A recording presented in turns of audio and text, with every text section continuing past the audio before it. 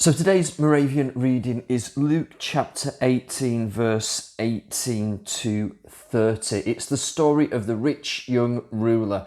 And we've already considered this man's encounter with Jesus in the other Gospels, in Matthew and Mark.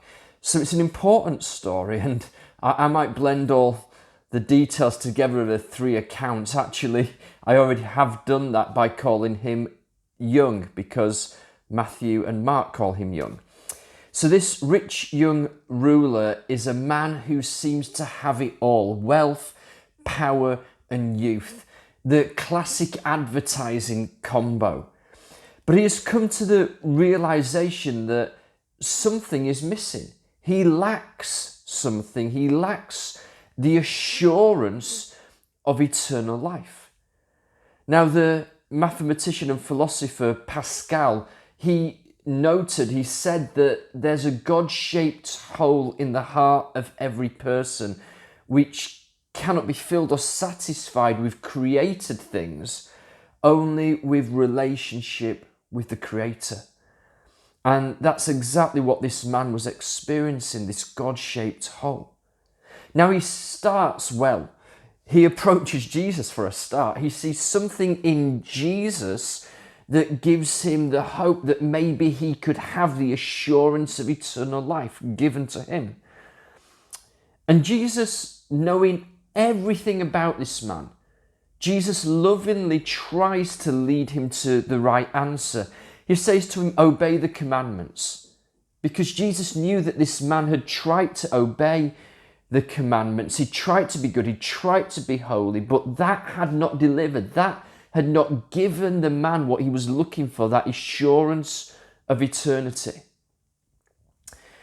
Now, significantly, Jesus only lists some of the commandments, what we might call the second tablet commandments, the ones that instruct us on how to relate to each other, the ones that this man had diligently followed.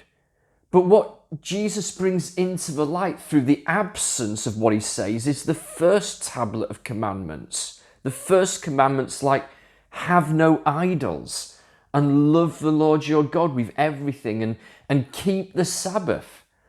And so I think it's a fair assumption that these were the very commandments that this rich young man had ignored, struggled to outwork, and not surprisingly because of the idol of wealth and power.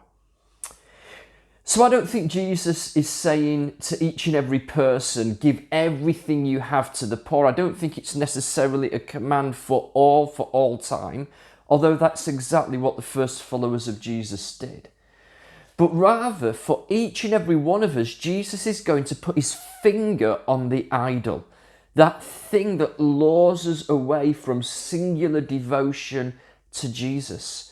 And he's going to call us to surrender those things in order to truly follow him. So we might not all be called to radically give everything away. I think some will. But we are all called to surrender and to follow. And that's a pretty good definition of discipleship. It's not about a decision that we make in the past or a sinner's prayer. It's not about observing certain rules and regulations to be holy. It's about relationship with Jesus, walking through life with Jesus, following Jesus. And if you're going to do that, then there's certain baggage that we're going to have to rid ourselves of as we follow him. It's often said that the eye of the needle was a gate in Jerusalem that camels were brought through, and people debate that. I think it's first mentioned in the 15th century, who knows?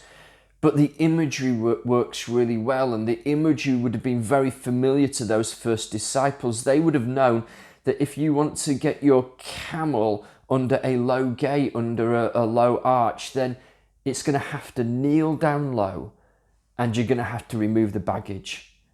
And that is true for each and every one of us. To follow Jesus, we have to kneel.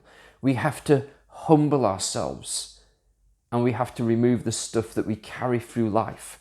Stuff that we carry for our self-protection, for our self-provision. In other words, we're going to have to become like the little children of yesterday's reading, verse 15, 16, 17. I mean, today's interaction perfectly illustrates Jesus' words, to receive the kingdom like a little child. So yes, the cost of discipleship is great. It should cost us everything to fully put our trust in God like helpless children in the arms of a loving Father. But interestingly, what we also see in verse 29 and 30 is the reward of discipleship. When we surrender to Jesus, when we surrender our time, our talents, our treasures, our money, it is multiplied, it says, multiplied many times over back to us, not just in the next life, but in this life also. So let's embrace the cost and let's enjoy the reward of discipleship, of following Jesus.